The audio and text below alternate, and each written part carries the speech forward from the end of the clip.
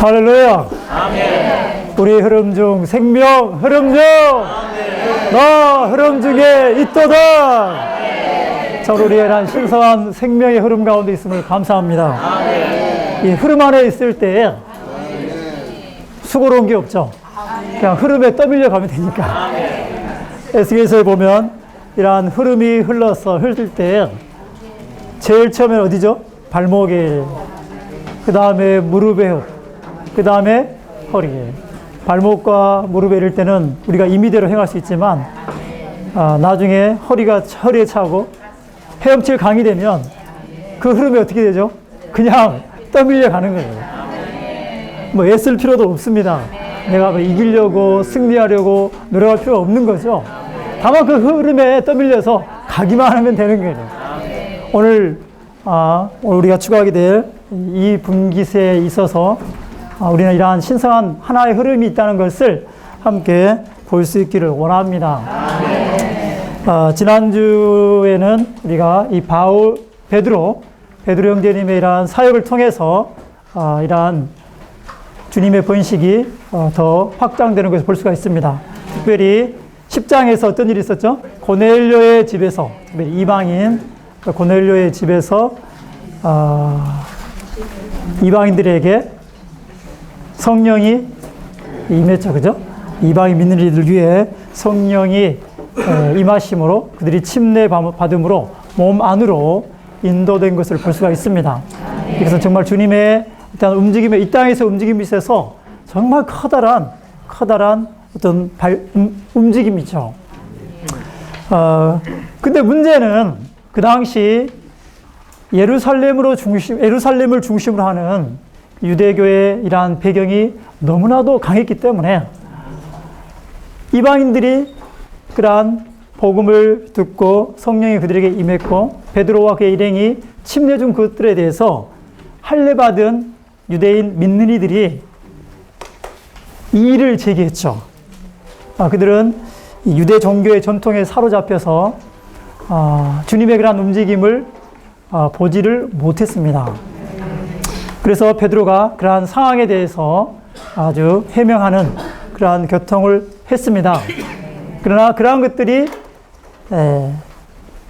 아주 강하고 담대하게 베드로가 말한 것이 아니라 약간 좀 조심스러운 분위기 가운데서 그런 것들이 말해지는 것을 우리가 보게 됩니다. 이제 11장 오늘 19절부터 12장의 이 내용들을 다루게 될 것입니다. 여기에 또한 주님의 움직임에 좀 더 진일보한 어떤 움직임이 있는 것을 보게 되는데요. 먼저 19절에 보시면 스데반의 일로 일어난 환난 때문에 흩어진 사람들이 페니키아와 키프로스와 안디옥까지 가서 누구에게만 전했습니까? 오직 유대인들에게만 말씀을 전했습니다. 예루살렘에 이러한 스데반의 순교로 인해서 박해가 일어났고 그것을 피해서 예루살렘에 많은 믿는 이들이 온 땅으로 흩어진 것을 보게 되죠. 이러한 그들의 이주를 통해서 뭐 자이든 타이든 그러한 이주를 통해서 결국은 교회가 이러한 사마리아 그리고 여기 보면은 페니키아와 키프로스 안디옥까지 점점 확산되는 것을 볼 수가 있습니다. 그러나 그들은 유대인들에게만 한해서 말씀을 전파했죠. 흩어진 그 민니들 또한 동일하게 그런 유대교의 강한 그 전통에 붙잡혀 있었습니다. 그렇기 때문에 여기에 주님의 움직임이 주님의 움직임에 있어서 어떤 제한이 있게 되었습니다. 그런데 거기에 예외가 있었죠. 20절에 보면은 그러나 그들 가운데 몇 사람은 키프로스와 구레네 사람들이었는데 키프로스는 오늘날 말한다면은 그 사이프러스라고 그러죠. 그 지도상 하나의 섬입니다. 섬이죠. 그 다음에 구레네는 북아프리카에 있는 하나의 어떤 그 당시 도시였던 것 같습니다. 하여간 그곳에 있던 믿는 이들이 안디옥까지 갔어요. 안디옥은 오늘날 시리아 북쪽에 있는 지방입니다. 안디옥에 가서 다만 유대인들에게만 전한 것이 아니라 그들이 헬라인들에게도 주 예수님을 복음으로 전하였습니다. 우리는 아무 생각 없이 이 구절을 읽을지 모르지만 이 각주에 보면 이 각주 20의 2번 각주를 보면 10장에서 고넬료의 집에서 일어난 이방인들에 의한 침례, 그 다음에 13장 이후에 앞으로 이제 보게 될 13장에서의 베드로와 그의 일행을 통한 이방 세계에서의 어떤 이런 주님의 움직임의 확산, 그것이 있기 전에 여기에 이주한 그런 흩어진 믿는 이를 통해서 이방 땅인 안디옥에까지 이러한 복음이 확산되는 것을 우리가 볼 수가 있습니다. 그들은 과감하게 유대교의 전통을 벗어버렸죠. 이방인들에게 복음을 전파하였습니다. 그들은 전적으로 주님의 움직임과 하나 되었죠, 사실은.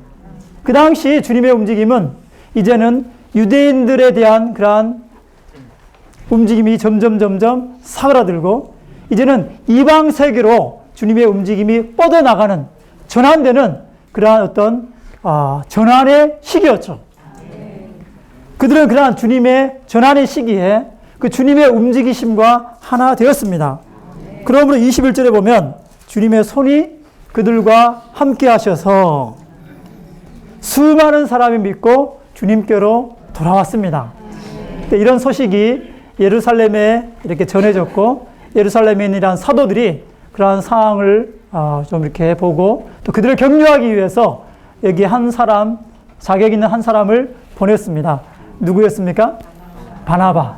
예, 격려의 아들, 위로의 아들, 그리고 성령과 믿음이 충만한 이 바나바를 안디옥에 보내서 딱 그곳을 이렇게 제자들을 격려하게 한 것을 볼 수가 있습니다. 23절에 보면은 그가 안디옥에 도착했어요. 어떠한 광경을 보았습니까? 거기에 하나님의 은혜를 보았습니다. 하나님의 은혜를 보고 기뻐하였어요. 여기서 하나님의 은혜는 우리가 잘 아시겠지만 바로 하나님의 아들이신 그리스도 안에서 체현되신 우리의 누림을 위한 삼위 하나님 자신이시죠. 바로 우리의 생명과 생명 공급이 되시는 바로 삼위 하나님 자신입니다. 안디옥에 있는 믿는 이들은 그들이 교회로 산출되자마자 이러한 삼위 하나님의 은혜를 정말 충만하게 누렸죠. 그러므로 그들 생활 가운데 어떤 표현과 나타남이 있게 되었습니다. 그들을 통해서, 그들의 생활과 삶을 통해서 하나님의 은혜가 보일 정도로 정말 그들은 아주 주님의 축복 가운데 있었던 것을 보게 됩니다. 그러므로 바나바가 그러한 상황을 보고서 기뻐하였고 모든 사람에게 굳센 마음으로 주님께 머물러 있으라고 격려를 하였죠. 상황은 아주 좋았습니다. 아주 건강했죠. 그러나 바울이 여기에 뭔가 부족이 있다는 것을 알게 되었죠. 바로 사역의 필요가 있다는 것을 알게 되었습니다. 그래서 그가 25절, 26절에 보면은 이제 함께 동역할 사람을 찾아서, 동역자를 찾아서 다소에 가게 되죠. 다소에 누가 있었습니까? 예, 사울이 있었습니다. 사울. 그는 구장에서 회심한 이후에 그 다음에 아나니아를 통해서 몸 안에 이러한 동일시 안으로 들어왔고 그 다음에 바나바를 통해서 몸의 교통 안으로 이끌렸죠. 그러나 주님께서는 주권적으로 그가 예루살렘에 머물러 있는 것을 허락치 아니하시고 결국 그의 고향인 다소로 내려가게 하셨습니다. 결국 바나바가 다소에 머무르고 있는 이 사울을 데리고 안디옥으로 왔어요. 그래서 처음으로 이제 안디옥에서 함께 1년 동안 교회에 모여서 수많은 사람을 가르쳤고 함께 동역하는 것을 보게 됩니다. 이제 사울이 이제 몸의 봉사 안으로 이끌게 되는 것을 보게 되죠. 그들이 그러한 가르침을 통해서 제자들이 많이 더해졌겠죠. 그리고 좋은 간증이 있게 되었습니다. 그래서 안디옥에서 제자들이 처음으로 그리스도인이라 불리게 되었습니다. 그리스도인. 사실 그 당시 초대교회 이 그리스도라는 이 칭호는 그렇게 긍정적인 건 아니죠. 쉽게 말해서 조금 경멸하는 그런 단어라고 할 수가 있습니다. 우리가 예전에 예수 믿는 사람을 보면 우리나라 사람들이 뭐라고 그랬죠? 예수쟁이! 예수쟁이! 그런 의미입니다, 사실. 그죠? 그런 의미. 그리스도를 추종하는 사람들. 헬라어로는 크리스티아노스라고 하죠. 크리스티아노스인데, 이아노스라는 단어 자체가 누군가에 예속된, 누군가를 추종하는 사람들, 그래서 고대 로마 제국에서 그 명문가에 소속된, 종속된 노예들을 가리킬 때 이러한 단어를 사용했죠. 그리고 그 당시 로마 제국은 황제를 숭배했죠. 가이사인 황제를 숭배했습니다. 그래서 그러한 황제를 추종하는 사람들을 뭐라고 했습니까? 카이사리아노스. 가이사라의 추종자들. 그런 의미로 그들을 불렀는데, 이러한 사도들의 전파를 통해서 많은 사람들이 그리스도를 믿고 교회 생활을 이끌리게 될 때, 이러한 제국에 있는 사람들이 그들을 보고서 저 사람들은 예수를 추종하는 사람들, 예수께 예속되고 종속된 추종자들이라는 경멸적인 표현으로 이 크리스티아노스, 그리스도인이라고 불리게 되었습니다. 그러나 요즘에는 이 의미가 상당히 좀 긍정적이죠. 우린 다 우리를 그리스도인 또는 크리스찬이라고 우리가 부르기도 하고 세상 사람들도 우리를 부르기도 합니다. 그래서 오늘날 이런 의미는 그리스도와 하나 된 사람, 그리스도를 믿음으로 그리스도와 유기적인 여름 안에서 그리스도의 생명과 본성을 소유한 그리스도와 하나 된 사람이라는 의미를 가지고 있습니다. 뿐만 아니라 그리스도로 말미암아 살고 그리스도를 사는 그러한 사람이라는 의미를 가지고 있죠. 그럼 우리는 이 그리스도인이라는 그러한 칭호에 대해서 우리는 긍정적인 의미를 우리가 간증해야 하고 나타낼 수 있기를 원합니다. 혹시 베드로후서 4장에 보면 이런 말씀이 있습니다. 이 베드로후서 4장에 보면은 베드로 전서네요. 4장 16절 같이 한번 읽어보시겠습니까? 그러나 그리스도인으로서 고난을 받는다면 부끄러워하지 말고 이 이름 안에서 하나님을 영광스럽게 하십시오. 그리스도인으로서 고난을 받는다면 정말 우리가 정말 합당한 그리스도인으로서 주님과 하나 되고 그리스도를 사는, 그리스도로 말미암아 사는 그러한 사람들로서 우리가 이방인들로부터 어떤 고난을 받는다면 우리는 부끄러워하지 말아야 합니다. 왜 그렇습니까? 14절을 같이 한번 읽어보겠습니다. 14절 보면 여러분이 그리스도의 이름 안에서 비난을 받는다면 복이 있습니다. 왜냐하면 영광의 영, 곧 하나님의 영께서 여러분 위에 안식하고 계시기 때문입니다. 우리가 그 주님의 그리스도의 이름으로 인해서 비난을 받고 어떤 박해를 받는다면 우리에게 복이 있을 것인데, 왜냐하면 이 영광의 영, 하나님의 영께서 우리 위에 계시기 때문입니다.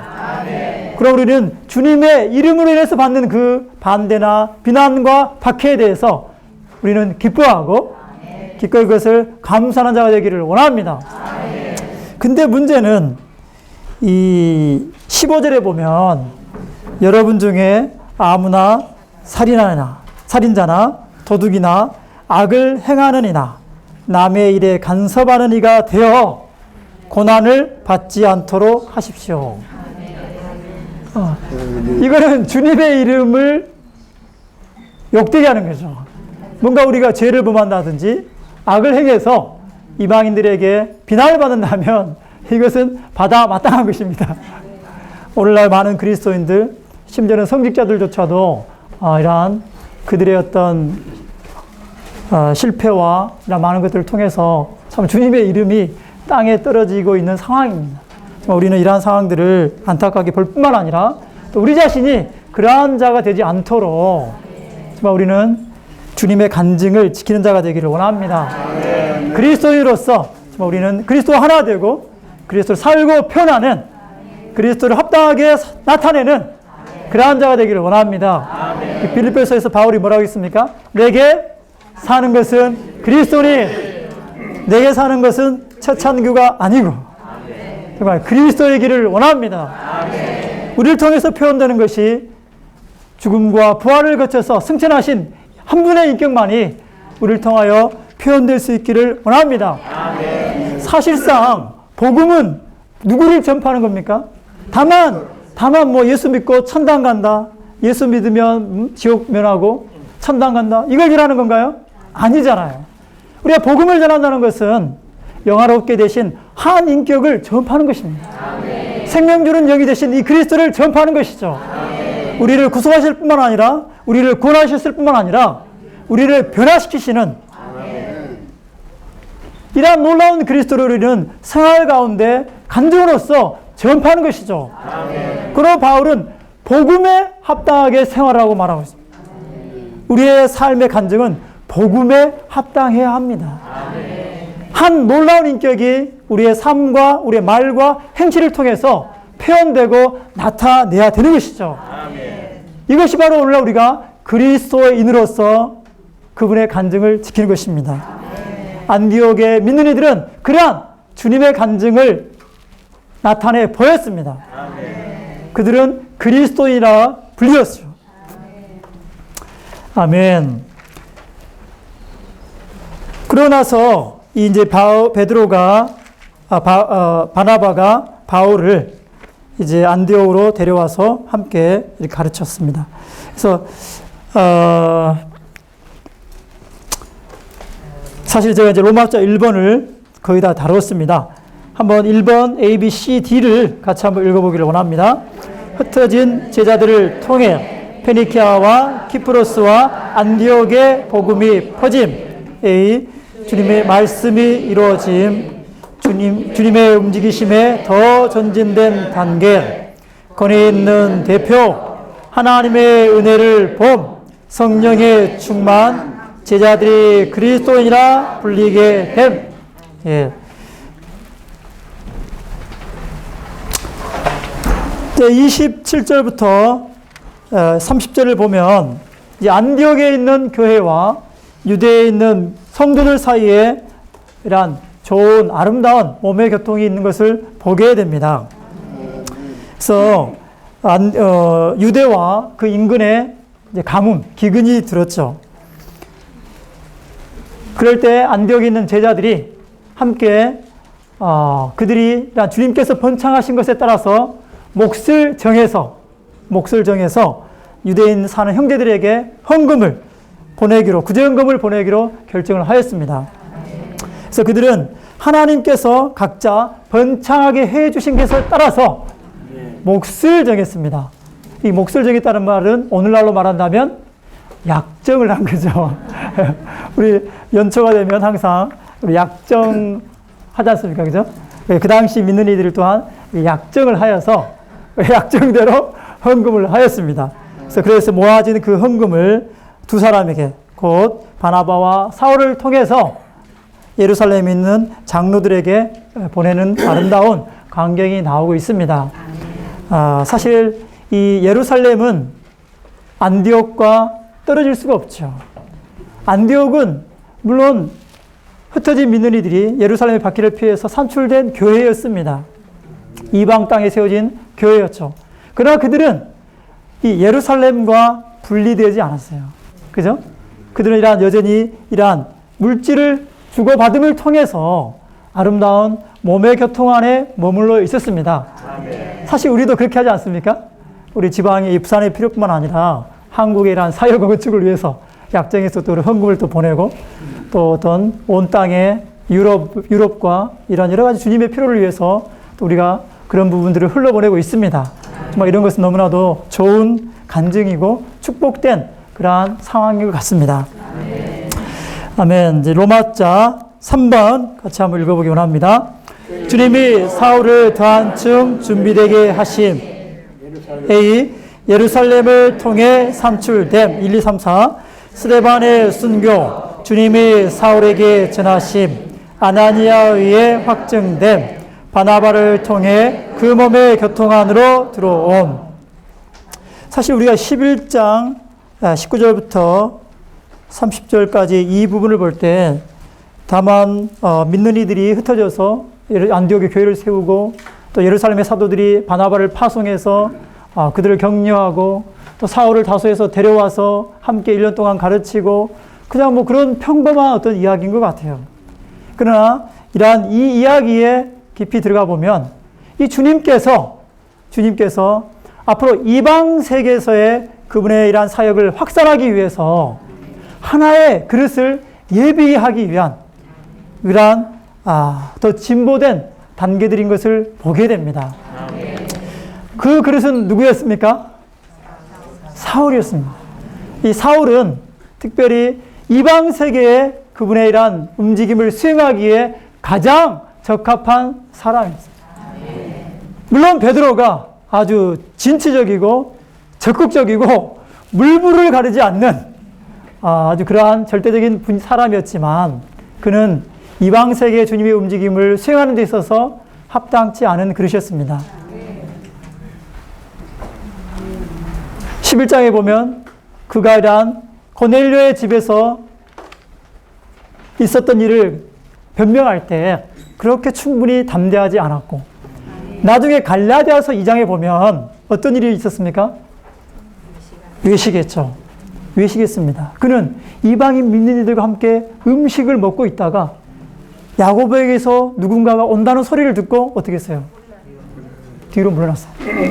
그거를 본 바울이 가만히 있을 수가 없어서 그를 책망했죠.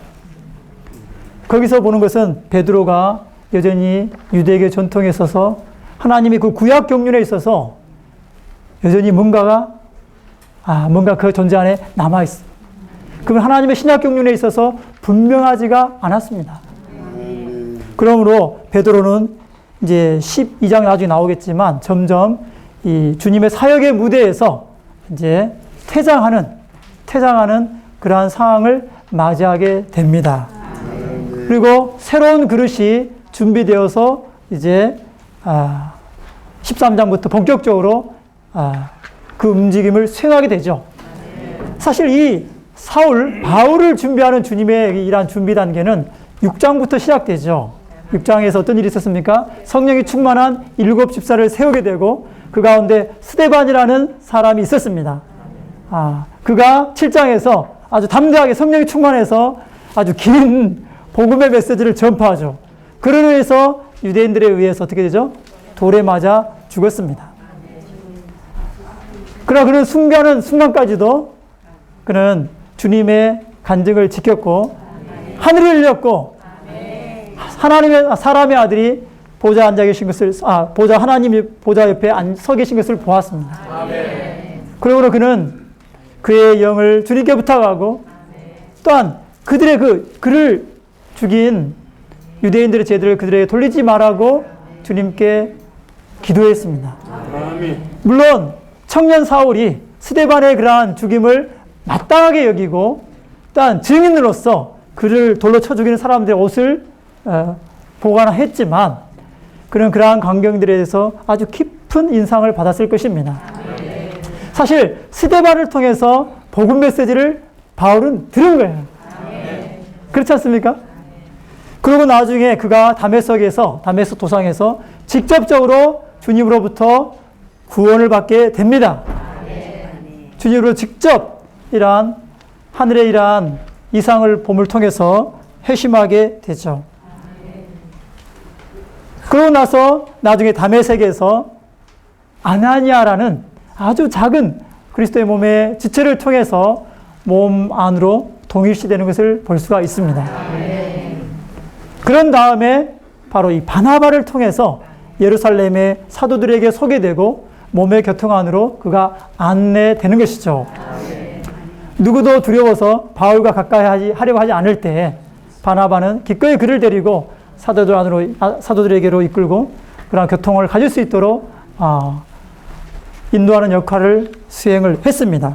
그러므로 여기에 스데반과 또 주님 자신과 아나니아와 바나바를 통해서 이 이방 세계를 위한 이 그릇이 준비되고 예비가 되었습니다. 그런데 더 전진해서 25, 26절에서 바나바가 다소에 있던 사울을 안디옥으로 데리고 와서 교회 봉사에 참여케 하고 또한 예루살렘에 구제연금을 보내는 일에 있어서 바로 몸 안에서 이러한 사역에 그를 함께 동참케 하는 것을 볼 수가 있는 것입니다. 이 모든 상황들을 볼 때 바로 이러한 한 그릇을 예비하기 위해서 주님이 그분의 주권 안에서 섬세하게 일하시는 것을 우리는 보게 되는 것입니다. 근데 여기에 우리는 두 노선이 있죠. 예루살렘의 노선이 있고 안디옥의 노선이 있게 되는 것을 보게 됩니다. 예루살렘은 어떤 노선입니까? 박해가 일어나서 거기서부터 이주에 가서 퍼져서 믿는 일이 흩어져서 이곳저곳 사마리아로 그 다음에 이방 땅 안디옥으로 확산되어서 교회들이 산출되는 어떤 이주의 노선을 말하고 있고 또 여기 안디옥은 어떤 겁니까? 나중에 13장 보겠지만 사도들을 사역자들을 파송해서 교회들을 산출하는 것을 보게 되는 것이죠. 근데 이 안디옥과 예루살렘과 안디옥이 별개의 노선이 아닙니다. 사실상 하나의 흐름 안에 있는 것이죠. 사도행전을 관통하는 유일한 한 흐름 안에 있는 것이죠. 물론 이 사도행전을 관통하는 이 흐름은 오순절날 예루살렘으로부터 그는 시작되었습니다. 예루살렘이 이 흐름의 시작이었죠. 이 흐름이 흐르고 흘러서 사마리아를 통하고 결국 이방 땅 안디옥에 도달하였고 안디옥을 통해서 나중에는 소아시아로 그 다음에 마케도니아 유럽으로 그 다음에 땅끝까지 이루는 것을 보게 됩니다. 오늘날 이 흐름은 또한 어디로 흘러가고 있습니까? 유럽으로. 유럽으로 흘러가고 있습니다. 우리 사도행전 안에서 이런 하나의 흐름이 있는 것을 볼 뿐만 아니라 오늘 현 시대에 이 땅 가운데서 한 흐름이 흘러가고 있다는 것을 우리는 볼 필요가 있습니다. 우리 시야는 열려지기를 원합니다. 그리고 우리가 부산교회 생활을 하고 있지만 우리는 이 흐름 가운데 주님께서 온 땅에 흐르고 계신 것을 우리는 볼 필요가 있습니다. 주님은 러시아로 흐르셨고 이제는 적그리스도 땅이 될 유럽으로 흐르고 계십니다. 결국 유럽에서 어디로 갈까요? 예, 최종 목적지는 예루살렘이 될 것입니다. 할렐루야! 주님이 그 놀라운 흐름을 계속 세워가고 계시지 않습니까? 요즘 그 유럽에서의 움직임을 볼 때 그 난민들, 그 이슬람에 사로잡힌 사탄적인 그 종교에 사로잡힌 그 완고한 사람들이 내전으로 인해서 고향 땅을 버리고 나라를 버리고 박해를 피해서 유럽으로 갈 수밖에 없는 상황을 조성하셨어요. 아멘. 그들은 국경선을 넘고 바다를 건너서 죽을 고비를 넘겨 유럽을 갔죠. 그들은 정말 낮아질 대로 낮아져서 정말 너무 겸손한 그러한 사람들이 됐다. 자존심 강하고 주님의 이름을 복음을 전파할 때 아주 픽팍하고 심지어 침례받는 자들을 죽이는 그러한 완고한 사람들이 이제는 기꺼이 마음문을 열고 복음의 말씀을 받아들이고 자원하여 침례받는다는 것입니다. 이것이 무엇입니까? 바로 주님의 그 흐름이 흘러가고 있기 때문이죠. 오늘 수많은 믿는 이들, 우리 회방 안에 많은 성도들이 유럽을 위해서 함께 기도하고 있고 또 물질을 보내고 있습니다. 또한 많은 형제자매들이 또 이주의 부담을 가지고 기도하고 계시고 또 실제 이주에서 그곳에서 동역하고 있습니다. 그래서 우리는 끊임없이 이러한 주님의 움직임을 위해서 함께 기도로 물질로 동역하는 그러한 자가 되기를 원합니다. 안디옥은 예루살렘과 별도로 어떤 또 다른 흐름을 만들지 않았어요. 그렇잖아요? 여전히 하나의 흐름 가운데 있었습니다. 오늘날 이러한 온 땅의 사역 안에서 그분의 움직임이 있을 뿐만 아니라 각 지방교회 안에도 하나의 흐름이 있죠. 우리는 사역의 이러한 건강의 흐름을 받아서 또 이러한 부산교회 안에도 어떤 흐름이 있습니다. 제가 대만에 이번 가볼 때 대만에 한 12교회를 돌아다녔는데 가는 지방마다 동일한 흐름이 있었어요. 저기 윗지방에 있는, 저 위에 있는 신북시 교회로부터 저 밑에 있는 남부에 있는 까오슝까지 다 동일한 하나의 흐름 가운데 있었습니다. 매주 1시간씩 나가서 복음을 전하고, 또한 1시간씩 가정에 새로운 사람들에게 방문을 해서 신방하는 거, 목양하는 거, 복음과 가정 집회이란 구조를 세우기 위해서 온 대만섬 전체가 하나의 흐름 안에 있는 것을 보았습니다. 우리가 지난 9월 달인가요? 우리 교육관에서 함께 모여서 그러한 흐름을 함께 전달받지 않았습니까? 정말 우리 안에 그런 흐름이 느껴지지 않았습니까? 우리 이 흐름을 여전히 지속적으로 이 부산 안에서도 유지하기를 원합니다. 내년도에 이러한 방향을 놓고서 부산교회 봉사하는 형제들께서 많이 기도하고 교통하고 계십니다. 동일한 흐름이에요. 네, 동일한 흐름입니다. 내년도에 우리는 이 흐름을 함께, 이 흐름 가운데 함께 흘러갈 수 있기를 원합니다. 우리는 소그룹 지체들과 함께 매주마다 시간을 정해서 함께 복음을 전하기 원하고, 또한 1시간씩 시간을 구별하여서 우리는 약한 자들, 새로운 민원이들의 가정을 방문하여서 그들을 목양하는 그러한 자들이 되기를 원합니다. 복음의 구조, 가정 집회이란 구조가 이런 부산교회 안에 견고하게 세워질 수 있도록 함께 우리는 이 흐름 안에서 수고하는 자가 되기를 원합니다. 이러한 유일한 흐름 안에 있는 것은 바로 몸의 하나를 지키게 하였죠.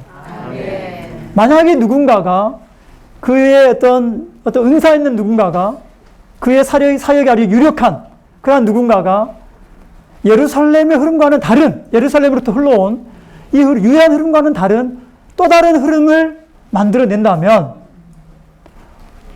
어떻게 몸이 하나 안에 보존될 수가 있겠습니까? 또 교회 안에서, 지방교회 안에서 이런 유일한 흐름이 있는데 누군가가 다른 것을 강조하고 다른 흐름을 만들어낸다면 어떻게 지방교회 안에 하나가 유지될 수 있고 한마음 한뜻이 유지될 수가 있겠습니까?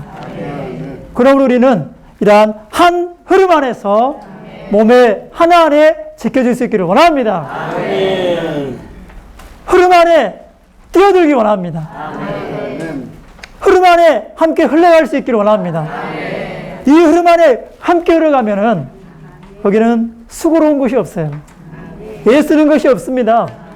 사실 혼자서 복음 전하러 나간다고 한번 생각해 보시면 어떻습니까? 선뜻 내키지가 않죠. 그러나 부산교회 전체가 하나의 흐름 안에서 온 교회가 함께 나간다고 생각을 해보세요. 내와 우리 소그룹에 있는 지체들이 나갈 뿐만 아니라 저기 북구 함영동에서, 저기 사구 하단에서, 해운대 장산에서, 또 어디입니까? 3구역, 금정구에 모든 성도들이 함께 나간다고 생각을 해보세요. 힘이 나지 않겠습니까? 격려받지 않겠습니까? 그러므로 우리는 이러한 흐름 안에서, 하나 안에서 함께 흘러갈 수 있기를 원합니다. C번을 같이 한번 읽어보기로 합니다.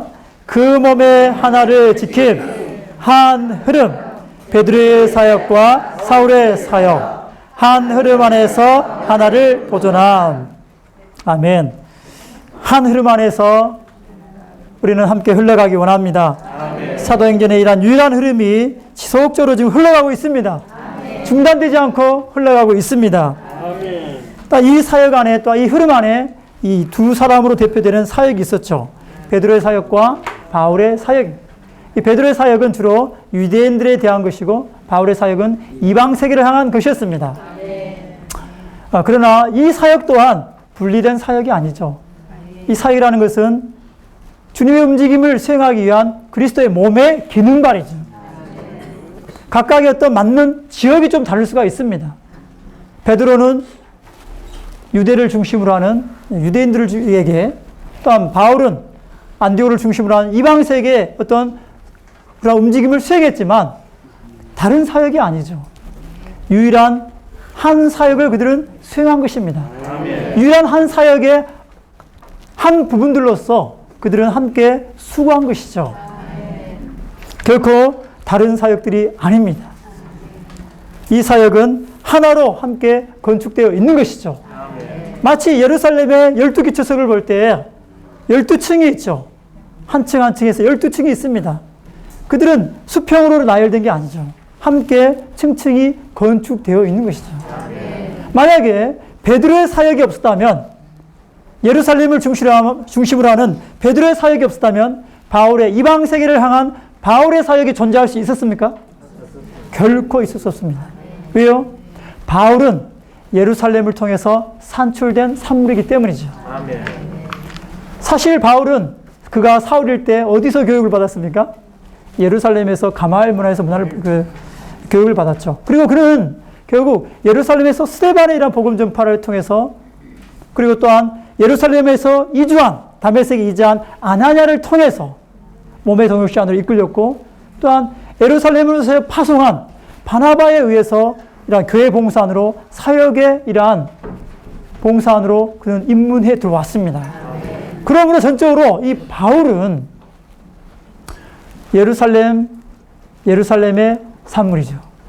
예루살렘 노선의 산물입니다. 그는 아주 구원받자마자 다메섹에서 담대하게 그리스도를, 예수님을 복음으로 전파했고, 또 나중에 예루살렘에 가서도 헬라파 유대인들과 변론하고 논쟁하면서 아주 강했죠. 어떤 면에서 그는 베드로보다도 훨씬 더 유력하게 사역을 수행한 사람이고, 다메섹에는 그의 제자들까지 있었어요. 어떤 면에서 그가 베드로보다도 더 은사에 있어서 출중했고 사역에 있어서 더 효과적일지 모르지만, 바울은 또 다른 흐름을 만들지 않았습니다. 여전히 이 유일한 예루살렘에서 근원으로 시작된 이 유일한 한 흐름 안에 머물렀죠. 나중에 그는 항상 어떤 사역의 어떤 여행을 하고 나서는 어디로 올라갑니까? 예루살렘에 올라가서 보고하고 함께 교통한 것을 볼 수가 있는 거예요. 그는 예루살렘을 항상 존중했습니다. 이러한 것들이 그들을 하나의 흐름 안에, 하나 안에 보존한 것이죠. 자, 이제 남은 시간 짧게 베드로의 사역에 관한 삽입 부분 12장을 보기를 원합니다. 12장에 보면은 바로 이런 로마 정치에 의해서 이 교회가 핍박을 받는, 박해를 받는 그러한 장면이 나옵니다. 그래서 헤롯 왕, 사탄에 의해서 충동되고 사주된 이 강탈된 이 왕이 교회 중에 몇 사람을 해치고 결국은 요한의 형제 야고보를 칼로 죽였습니다.